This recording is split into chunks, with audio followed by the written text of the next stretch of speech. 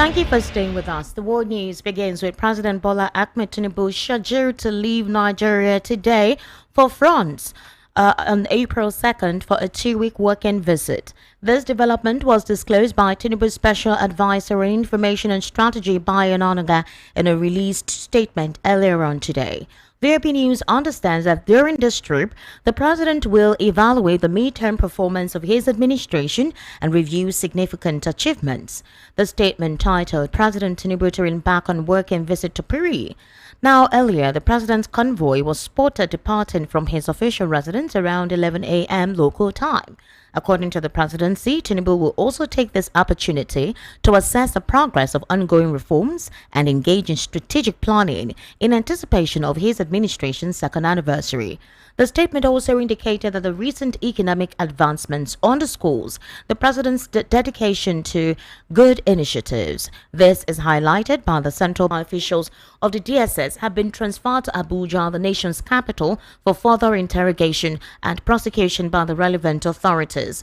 A source also disclosed that the 14 suspects arrested in connection with the killings have been transferred to force headquarters while investigation continues on the matter. He noted that transfer of the suspect to Abuja was in compliance with the directive of the Inspector General of Police. Utua also said he could not confirm if the compensation promised the family of the victims would be financial. He, however, said the Edo and Kano governments were working together to fashion out a suitable compensation for the family of the victims. And now to Kogi State, Akpabio and Senator Natasha Akpoti. The political atmosphere in the state intensified earlier on yesterday following a defiant visit by suspended Senator Natasha Akpoti Udwagan to her constituency.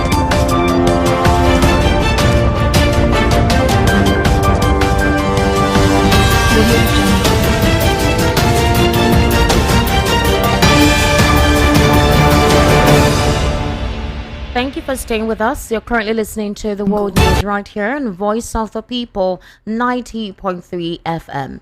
In more news reports, was drawing parallels to past controversies, former President Muhammadu Buhari's controversial appointment of Amina Bala Zakari, allegedly family relation, as acting INEC chairman in 2015, despite Ambassador Ahmed Wali being the most senior commissioner at the time.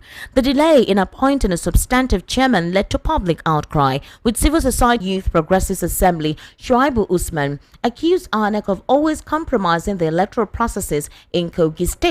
Usman, who recalled how results of the last governorship election in the state emerged even before the exercise commenced, urged the commission to, as soon as possible, redeem itself. According to him, he says that Kogi parades as a worst example when it comes to INEC's conduct of election in Nigeria. We have not forgotten how many credible organizations, including Yaga Africa, raised the alarm of the electoral heist that went on during the last governorship elections in the state, wondering how continuous elections will be considered free and fair if the executive is the one to shop for a new candidate.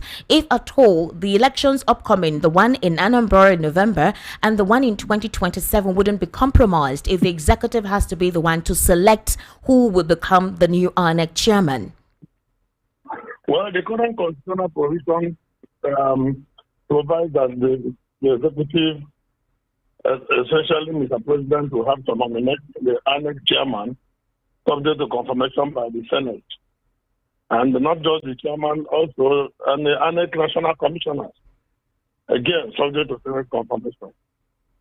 But we have for a very long time been agitating that an office or a person or a political party representative who is interested in the election, who is a participant, likely the participant in an election, is not the appropriate person to appoint the electoral umpire.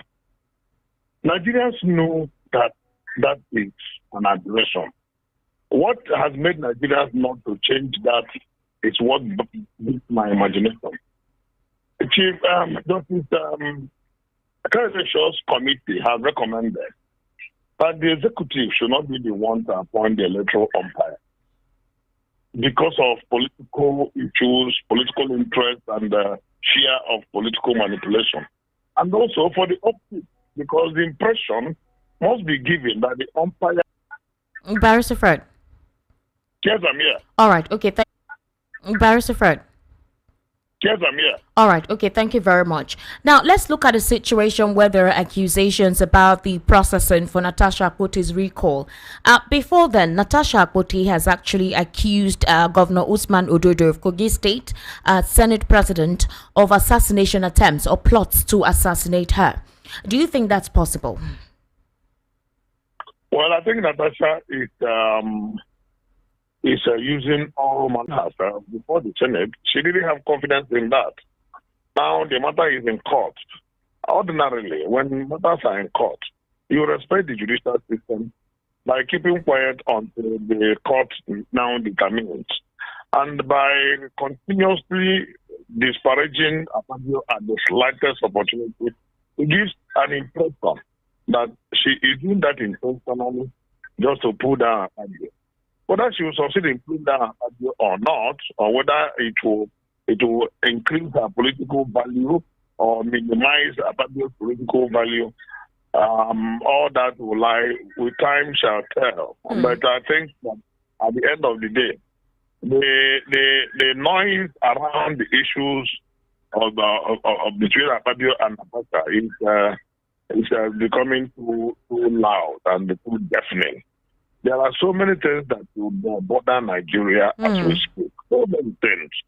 And then we seem to be spending too much time on inanities.